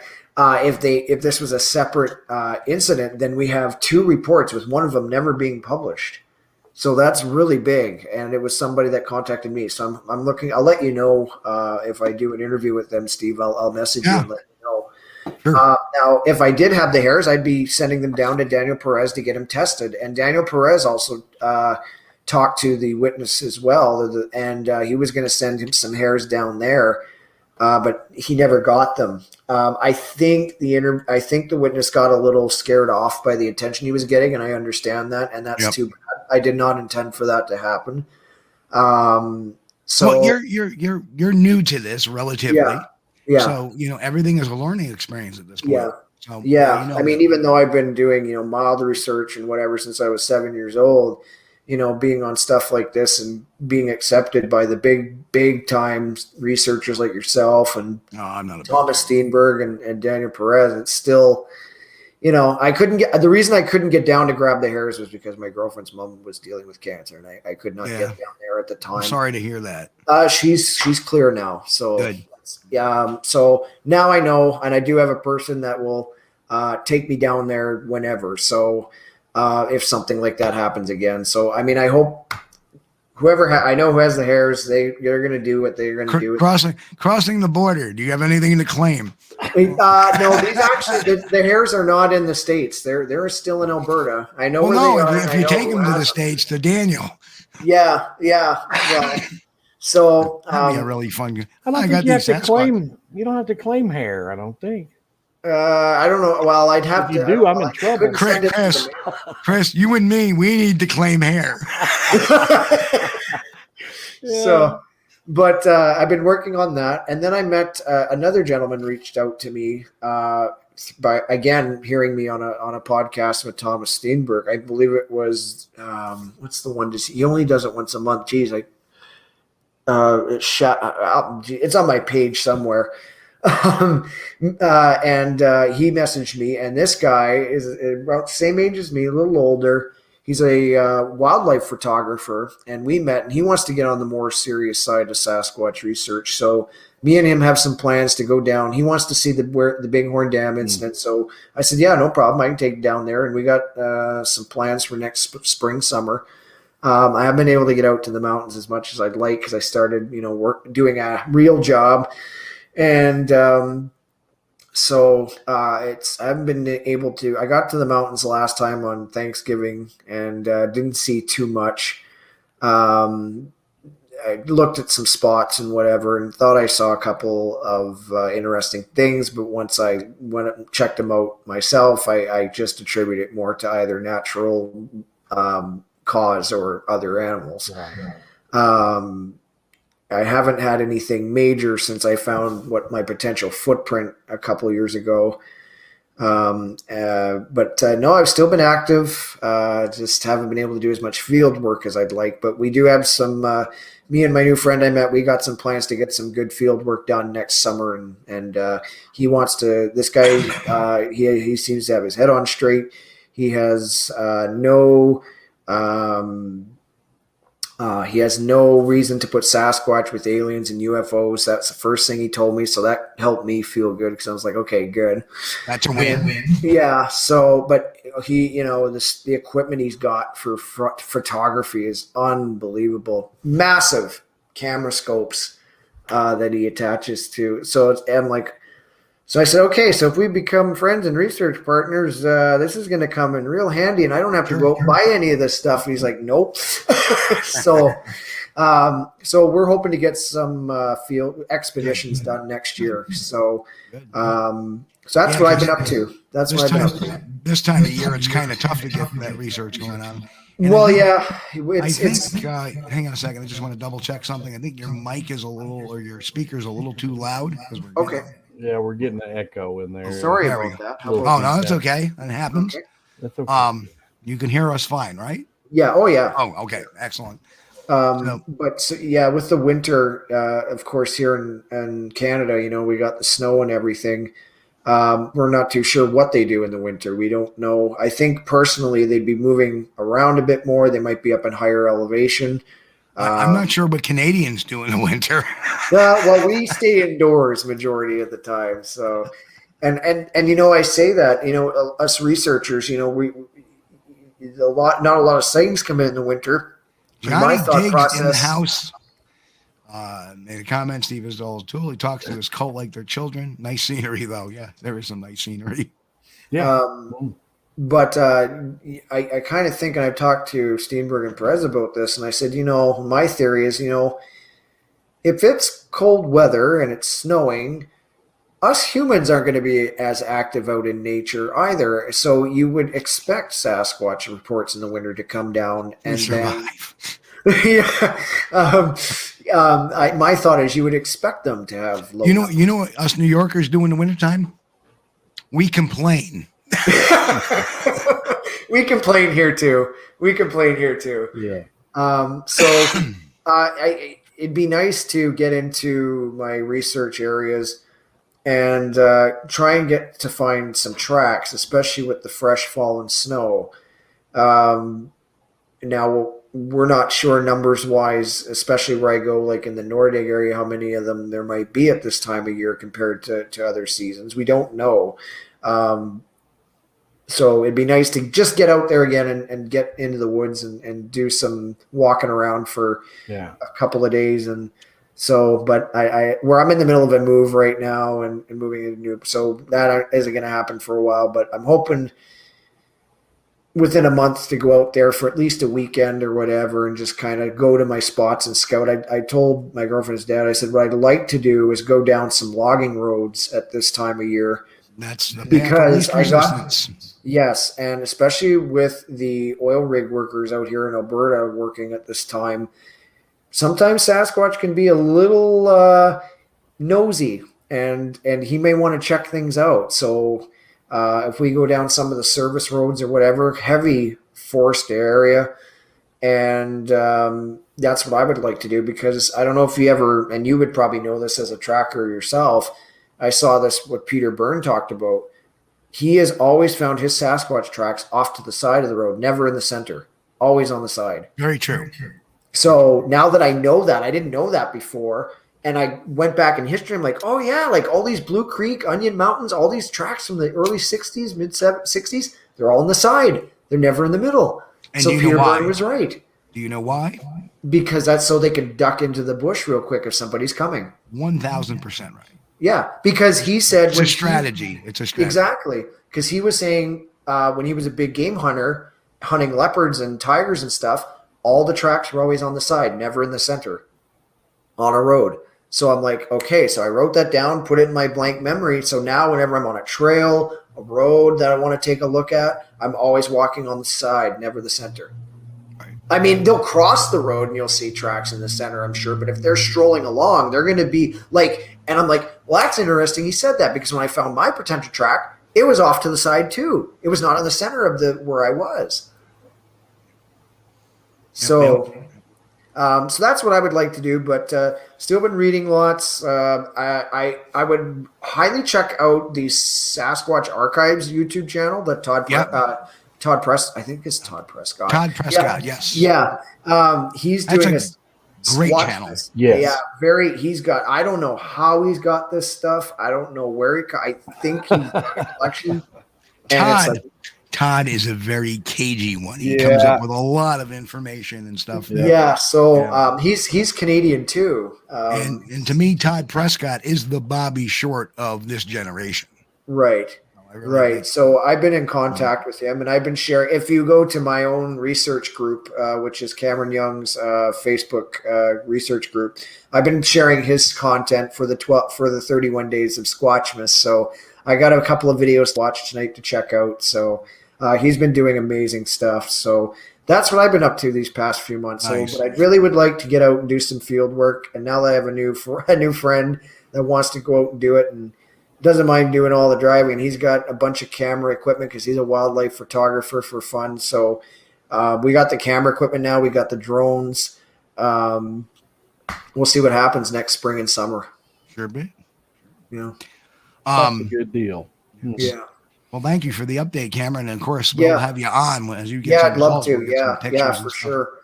So it's been hard to do field work, but I'd like to get back to doing it because I don't want to be.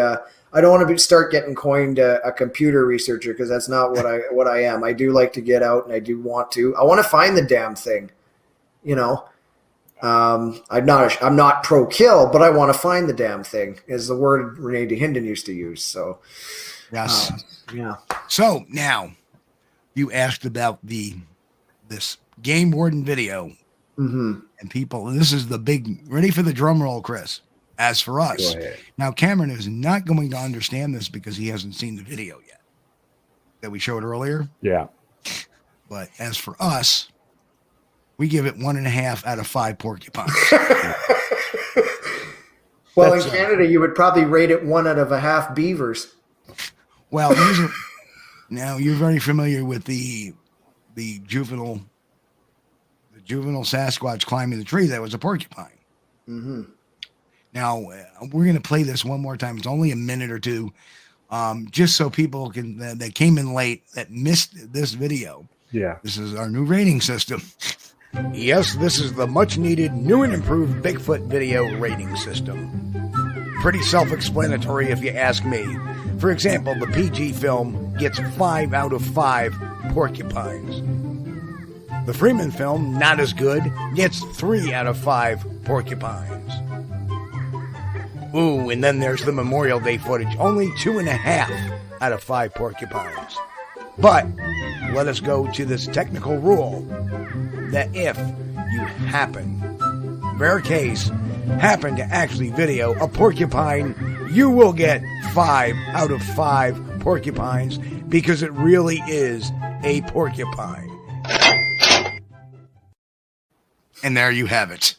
So that is our rating system. Well done. Well done. I think I'd even give a couple of pegs a little lower to the Freeman footage, unfortunately, from some of the stuff I was told, but that's neither here nor there. That is a tough one. Story all its own. Yeah. Yeah. You got backstories from other researchers. You got old equipment. You got, anecdotes. It's hard. It's hard. Yeah. So, that one is one of the few you just got to sit there and say, well, it is what it is. And if you want to believe it, go ahead. There's no basis because you have a scientist that strongly feels it's correct. And you have, a person as esteemed as Mr. Steenberg that believes, I don't think it's real at all. So you got to kind of I tread the middle there because I see the positive, I see the negative, and I'm not there. I can't really tell. Yeah. You know, this video looks like somebody just huxed one out to Steve Isdahl, or, you know, Steve Isdahl saw it and took it and ran with it. Don't know the truth behind it, because there's no accountability at all. And that's the big thing. When you know, the people that are here, they know, and it's not, I'm not trying to drag somebody down. No. By all means, you visit his channel. You'll understand all the things I speak of. It is entertaining. I find some other stuff more entertaining. Yeah. But because what he says sometimes generally is insulting and pisses me off. And you know, with the backlash of, you know, speaking badly of Gimlin and Meldrum and Barrickman and you know, see, I did not know. See, I didn't know about that until someone else told me that. You know, claiming Bigfoot was demonic and supernatural, and then saying, well, then how the hell did Patterson kill them all if they're demonic and supernatural? You know, none of it makes sense. I think it's disingenuous. The posting of the Mark Anders photo next to a alleged track he found, which you can also see in the back of his book, again, you know, disingenuous. To me, he wrote a book. Yeah. Yep. Okay, I was not aware of that. Yep. And you know what? He may have had a real Bigfoot experience, not taking that away from him at all. Yep. Right. So it's similar to like Ivan Marks. Ivan Marks was an out-and-out hoaxer. I don't know if you're familiar with a person like Linda Newton Perry. No, never heard that name. Who claims to get emails from people, and then when she, you know, gets battered on things and pictures, well, I just get these, and this is all I do. Yeah. She'll make up grandiose stories. She was the creator of the Miller doc. She was the creator of the Big Clyde trail cam photo hoax. Right. Just a number of things. And see, that's one of the biggest red flag to me of the whole deal with this gentleman's channel is when he's claiming that he's getting emails, then he's just presenting this that he received in an email. That is a big red flag, because that leaves him a back door to step out of. Well, it wasn't me. He could pull the Linda Newton Perry. It wasn't me that lied to you guys. I got this email, and I'm just telling you what the email. And I'm sure he has gotten emails. I'm not disputing that. Certainly, yes. I get emails, but the problem is he's putting them out there like they're fact. Hence the term "facts by How to Hunt." They're not facts. They're stories. And if you've done zero investigation, which we've shown, how can you say those are facts? You can't. So that's why, you know, it's very important, you know, when we have people on and they're telling a story, hey, you know, this is their story. I haven't investigated it. I always make that disclaimer. Yeah. You know, I wasn't there. Let's interview the person. Let's ask questions. Let's talk. And that's why, you know, but we don't get that. We don't get that on that channel. We just get the story. And that's when I talked to Perez about it. Sorry, Steve. Sorry. And if you look at the stories, they're all super condensed. It's about 4 to 5 minutes of story, and the rest of the 20 minutes is filled up by anecdotes and by bashing other people. That's his channel. You know, it is what it is. Yeah, and that's why, you know, when I talked to Daniel Perez about it, I said, well, I'm not going to just, when in doubt, throw it out right away. Let me look into this. Like, that's what I've learned doing this. Where I'm like, well, I can't just, because what if I throw out something that turns out to be truthful? Well, see, the problem there is that some of these sources, they have put out so much untruth and so much garbage. And, you know, and when I say garbage, I don't mean that all the reports are bad or anything like that. I mean, scientifically, they're garbage. They're of no value except stories. And if that's what you want to do and entertain people, by all means, that's fine. But don't sit there and lecture people afterwards about this and that, and this is the fact and stuff like that. It's not. All right. It's Yeah, not and that's unless you why can I verify. looked into it, and once I did, then Jeff did his thing, and I was like, "Oh, wow, great job." Okay, and that was that. So I'll just put it in this pile for my own research, and if I come back to it, I come back to it. But I don't think there'll be a need to do that. Yeah, when you start getting good stuff, Cameron, it's hard to figure out who you can trust. Yeah, I've learned, like I said, I learned that the hard way. It's good to share. And listen, Chris and I have been around going on soon 23 years of doing this. Right. Right. Steve Isdahl has been around, what, 4, 5 maybe at best? And really only out in the public the last 2 or 3. Yeah, and that's like me too. I mean, even though I've been doing my own kind of, I guess you could call it background research since 97, 7 years old as a kid, it wasn't really till I put myself out there and started asking for interviews with people like yourself and people like Dr. Meldrum, Peter Byrne, and then it led to, but I was on Jeff's show a few times before that. Like I said, Jeff was the one that really gave me my first platform to say, hey, here's this new researcher. He's serious. He's not crazy. So I owe him all that, and Perez as well, and Thomas Steenberg and yourself. So I am very serious about it because, I don't think there is enough serious people out there sometimes. And, it's like DeHinden says, you don't fool around with it. You're not collecting stamps. You're hunting for Sasquatch, But. So anyhow, it is that time already to just about get out of town. Yeah. Well, thanks for having me on. I appreciate it. Anytime. We want to thank you for coming on. We want to thank the Reverend Jeff for coming on tonight. Yeah.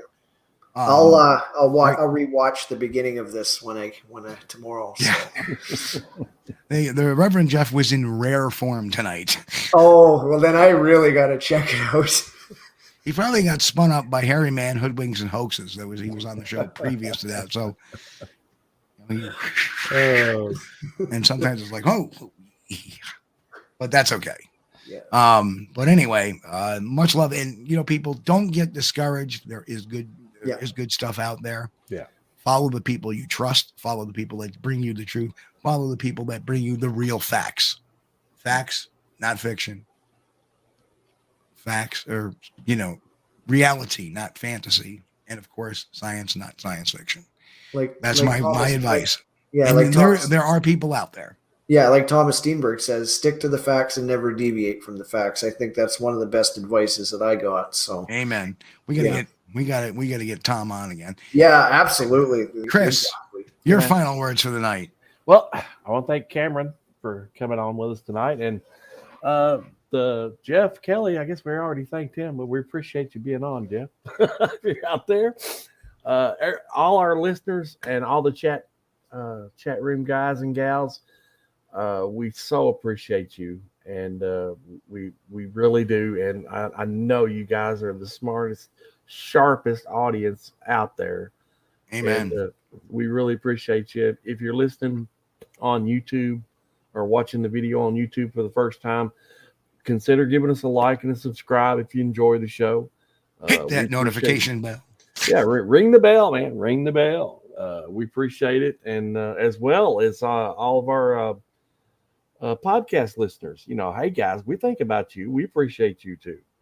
And if you get a chance, hey, stop by the YouTube channel and watch the video of the show. We're here for you, and we're really proud that you're here for us. And if I may say this as well, everybody, we love you guys. We truly do. And again, like Chris said, I'm going to reiterate, please hit that notification bell, subscribe, like, share. Sharing is caring. Share this video if you like it. Share the word. Share the good word. There is the good word. This creature exists. We'll be back to, again, more talk about the Bigfoot creatures out there. Not so much the Bigfoot people. But we will be back next week, next Sunday night, 9 p.m. Eastern. Squatch-D.TV.com. Check out squatchdetective.com. Squatch-D University is there. Learn a lot of field stuff. a lot of historical stuff, and some people who to avoid. So until then, I want to wish everybody a happy, safe, healthy week. God bless. And of course, keep on squatching. We'll catch you all next week, 9 p.m. Eastern, squatch-d-tv.com, right here on YouTube. Hey folks, you've been watching Squatch-D TV. Join us each week, Sunday night at 9 p.m. Eastern for the latest on the Bigfoot mystery. As always, we thank you for being our loyal viewers and encourage all to subscribe to our YouTube page at youtube.com/Steve Kulls. As always, have a great week. Stay safe. God bless. And keep on squatching.